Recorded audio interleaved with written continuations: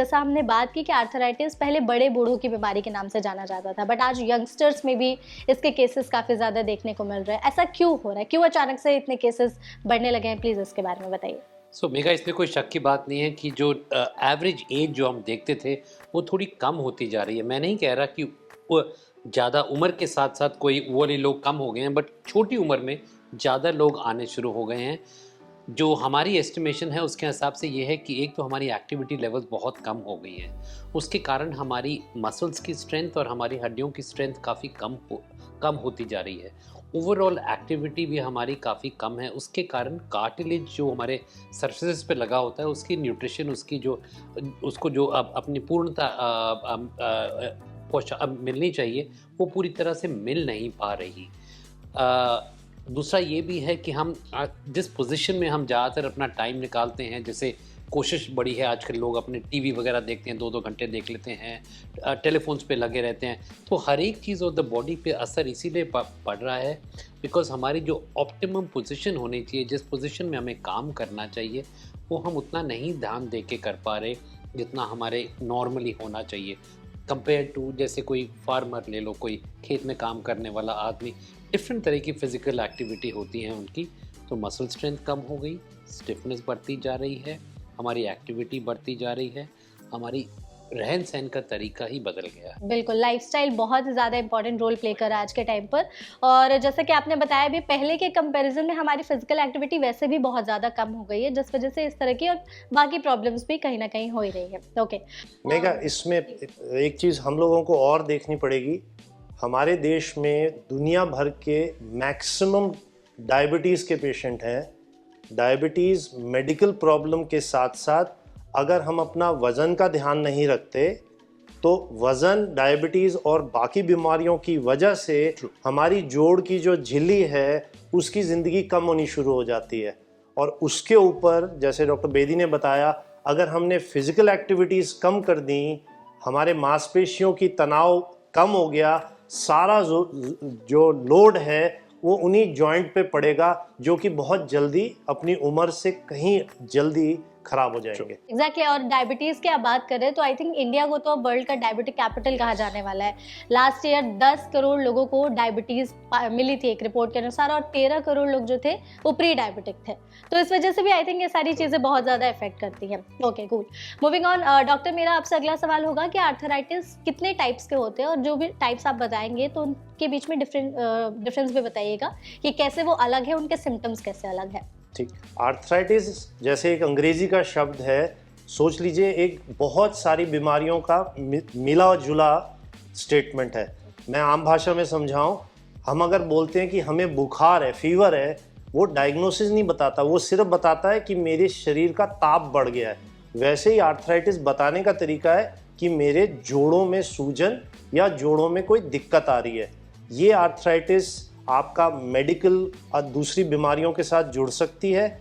कई बार ये आर्थराइटिस, जिसको हम हिंदी में गठिया बाय कहते हैं, उसकी तरह होती है, जिसको हम लोग मेडिकल भाषा में रूमेटॉइड आर्थराइटिस ग्रुप कहते हैं।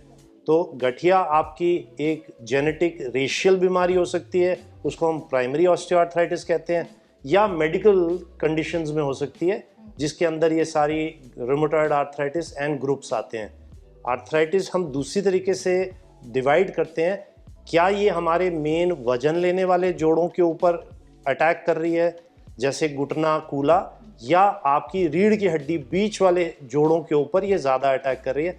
इन 2-3 तरीके से हम इसको भाग करते हैं। ओके ग्रेट, ठीक है। तो आई थिंक जिन लोगों को इस जो जैसा कि आपने बताया कि कितने टाइप्स के होते हैं, जिन्हें नहीं पता होगा उनके लिए इन्फॉर्मेशन यूजफुल होगी। मूविंग ऑन, सबसे इम्पॉर्टेंट चीज़ कि आखिर जो गठिया है या आर्थराइटिस है उसके सिम्टम्स क्या है, और क्या अर्ली वार्निंग साइंस हो सकते हैं हमें अपनी बॉडी में जो दिखाई देते हैं कि हाँ अब हमें डॉक्टर्स के पास जाना चाहिए, ये प्रॉब्लम अब सीरियस होते जा रही है। तो जो अर्ली सिम्टम्स है, अर्ली वार्निंग साइंस है, प्लीज़ सर आप उसके बारे में बताइए। ज़्यादातर जब अर्ली सिम्टम्स शुरू होते हैं, लोगों को लगता है कि उनकी चलने की क्षमता कम होती जा रही है। कि पहले अगर वो 2-3 किलोमीटर बड़े आराम से मॉल में घूम लेते थे, अब वो 1-8 किलोमीटर के बाद कुर्सी ढूंढना शुरू कर लेते हैं।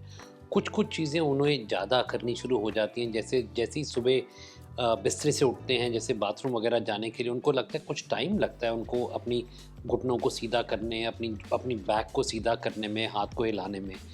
जब थोड़ी देर चल लेते हैं तो कई बार आराम भी आ जाता है। एक उठने बैठने, सीढ़ियाँ चढ़ने में बड़ी परेशानी शुरू हो जाती है कि पाँव जब ऊपर रखते हैं, जो पहले एक-एक करके चढ़ पाते थे, अब एक-एक स्टेप लेके चढ़ पा रहे हैं, एक स्टेप के ऊपर पाँव फिर उसके ऊपर। एक उनको ये भी लगता है कि जब जैसे थोड़ी देर बैठ गए, खाना खाने के लिए बैठ गए, उठने लगे तो जोर बड़ा लगता है उनको, बिकॉज़ जो उनके जो जोड़ हैं उनके ऊपर प्रेशर आता है, वो दर्द करते हैं। उनको प्रेशर रिलीव करने के लिए वो कोशिश करते हैं कि थोड़ा हाथ दबाएं टेबल के ऊपर या कुछ करें। तो उसके साथ साथ जो हम देखते हैं वो ये देखते हैं कि जोड़ों में सूजन आ जाती है, कि रेंज ऑफ मूवमेंट, जैसे अगर पूरा 0 डिग्री से लेकर 140 डिग्री तक घूमता था, अब वो सिर्फ 90 या 100 डिग्री घूमना शुरू हो जाता है। जोड़ थोड़े थोड़े बड़े लगने शुरू हो जाते हैं, बिकॉज उनके अंदर फ्लूइड भी ज़्यादा आ जाता है और एक्स्ट्रा बोन बननी शुरू हो जाती है। साथ साथ में कई बार डिफॉर्मिटीज़ आ जाती हैं, टांगे जैसे अंदर की तरफ मुड़ जाती हैं, बाहर की तरफ मुड़ जाती हैं। कभी कभी हल्का हल्का सा टेम्परेचर भी रेज हो जाता है इन जोड़ों के अंदर। ओके। तो सब कुछ आता है, सुबह भी प्रॉब्लम आती है, शाम होते होते और थकान भी हो जाती है, काम करने की क्षमता कम हो जाती है, सूजन हो जाती है, जोड़ थोड़े से डिफॉर्म हो जाते हैं। तो ये चीज़ें हम ज़्यादातर देखते हैं सिम्टम्स और साइंस के तौर पे। तो ये अर्ली वार्निंग साइंस है जो बताते हैं कि हाँ अब आर्थराइटिस का ये सिम्टम्स है, तो अब डॉक्टर के पास जाने का टाइम जो है वो मेरे आ ख्याल चुका से है। सबसे पहली चीज जो शायद गुरिंदर बताना चाह रहे हैं, दर्द पेशेंट को उस जोड़ में सामान्य काम में भी होना शुरू हो जाए। अगर हम आम भाषा में समझाएं, हमने नया टायर गाड़ी का या नया जूता खरीदा, आपका गद्दी जो रबर है वो सोच लीजिए 2 इंच का है। हम सब लोगों की इस्तेमाल में उम्र अनुसार हमारे जोड़ की गद्दी ने कटना है। अगर वो जोड़ की गद्दी उम्र से जल्दी कटने लगेगी तो वो सबसे पहली चीज़ दर्द, सूजन, अकड़ाहट देगी। Stiffness is the number 1 symptom. Okay, ठीक है, ग्रेट।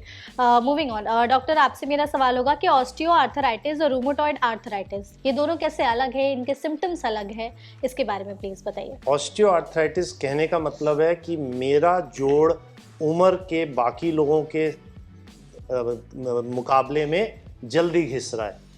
तो अगर हम लेके चलें दुनिया के डेटा को, हम जब तक 70 साल तक पहुंचते हैं करीबन 40% सब लोगों को जोड़ की प्रॉब्लम होगी ही होगी।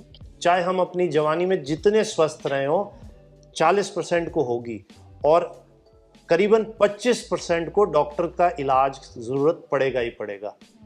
तो प्राइमरी ऑस्टियोआर्थराइटिस मेरे कंट्रोल में नहीं है। मैं किस देश में हूँ, मेरी क्या फैमिली है, मेरी क्या जीन्स हैं, उसके ऊपर यह निर्भर है कि कई जीन्स में कूल्हे की आर्थराइटिस ज़्यादा हो, हम लोगों के देशों में घुटने की आर्थराइटिस ज़्यादा है।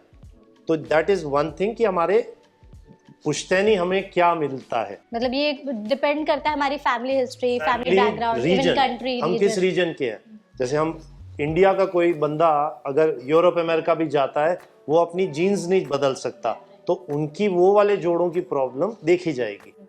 दूसरा आपने पूछा रूमेटॉइड आर्थराइटिस, जिसको हम आम भाषा में गठिया बाय कहते हैं। गठिया बाय एक मेडिकल प्रॉब्लम है जिसमें आपके शरीर के लड़ने की ताकत आपके जोड़ों के खिलाफ हो जाती है। इसको अंग्रेजी में ऑटो इम्यून डिजीज कहते हैं, कि आपकी फाइटिंग पावर आप ही के जोड़ के अगेंस्ट काम करने लगती है और ये बढ़ती जाती है अगर इसको तरीके से इलाज ना किया जाए। ठीक है, ओके। तो इन दोनों के बीच में आपने डिफरेंशिएट किया, और जैसा कि आपने बताया भी कि जेनेटिक फैक्टर, रीजन जहाँ से हम बिलोंग करते हैं वो कितना ज़्यादा इंपॉर्टेंट है, कितना इंपॉर्टेंट रोल प्ले करता है आर्थराइटिस के लिए। ओके, डॉक्टर गुरिंदर, मेरा आपसे सवाल होगा कि आर्थराइटिस के अर्ली प्रिवेंशन को, मतलब अगर हम आर्थराइटिस से खुद को बचाना चाहते हैं तो अर्ली स्टेज में आर्थराइटिस डिटेक्ट हो जाए, उसके लिए हमें टाइम टू टाइम कौन कौन से टेस्ट कराते रहने चाहिए? सो हमने जैसे बात की अभी कि 2 टाइप के आर्थराइटिस मेन होते हैं। एक तो वो जो उम्र के साथ साथ होने वाला है, दूसरा जो आपकी इनहेरेंट टेंडेंसी है होने का, जिसे हमने ऑटो इम्यून आर्थराइटिस का। दोनों ना बिल्कुल ही अलग अलग सी चीज़ें हैं। तो पहला वन जैसे आपने आपको समझाया कि वो तो वैसे है जैसे लोगों के बाल खराब होना, बाल सफ़ेद हो जाना, तो हर एक को कोई ना कुछ तो होना ही है। किसको कितना होएगा वो वेरिएबल फैक्टर्स हैं। वो जैसे हमने बताया कि जेनेटिक्स हो सकती है, आपका रहन सहन कैसा है, आपका वेट कैसा है, आपकी एक्टिविटी कैसी है, आपकी कोई पुरानी चोटें वगैरह नहीं है, तो ये सब उस कैटेगरी में आ जाएंगे। इसके अंदर पता तो आप ये कभी ज़्यादातर ड्रामेटिक नहीं होता कि एकदम जैसे आ जाता है, वो धीरे धीरे धीरे खराब होता है। जो सेकंड वाला आर्थराइटिस है, जो हमने रूमेटॉइड आर्थराइटिस कैटेगरी का है, बेसिकली उसे आजकल इन्फ्लेमेटरी आर्थराइटिस कहते हैं, वो ज़रूर है जो आपको डिटेक्ट कर सकते हो ब्लड टेस्ट के कारण। कई बार कुछ कुछ एक्सरेज भी जैसे हाथों का एक्सरे वगैरह में आ सकते हैं, मगर उसके लिए टेस्ट अच्छे हैं। ये जो पहला वाला है जो एज रिलेटेड आर्थराइटिस है, इसके लिए कोई खास ऐसे ब्लड टेस्ट नहीं बने हुए। जब भी होएगा पेशेंट से बात करके, उसकी हिस्ट्री लेके, उसका एग्जामिनेशन करके, उसके एक्सरे लेके आप बता सकते हैं कि ये प्रॉब्लम है। कई बार एमआरआई भी ले सकते हैं। इन्फ्लेमेटरी आर्थराइटिस के काफ़ी सारे टेस्ट हैं, कोई भी टेस्ट ऐसा नहीं है जो बिल्कुल डायग्नोस्टिक हो कि बस ये हो गया तो ये हो जाएगा। बट कॉन्स्टलेशन होती है, सिम्टम साइन देखे जाते हैं, उनका देखा जाता है। तो अर्ली वार्निंग साइन तो जैसे हमने अभी डिस्कस किया था, हाविन ने आपको बताया था कि pen is the first thing that people will come with. उसके बाद then you will have to see कौन सा जोड़ अफेक्टेड होता है, सुबह ज़्यादा होता है, शाम को ज़्यादा होता है, सीजनल वेरिएशन क्या है, सोजन कितनी आ जाती है। अब जैसे गाउट वाले पेशेंट होंगे, वो बोलेंगे जी मैं रात को एकदम दर्द होती है और मेरे अंगूठे में, पाँव के अंगूठे में दर्द होती है, which is different from the other. जो एज रिलेटेड है उसमें ज़्यादातर बड़े जोड़ों में दर्द होते हैं। ओके, ठीक है।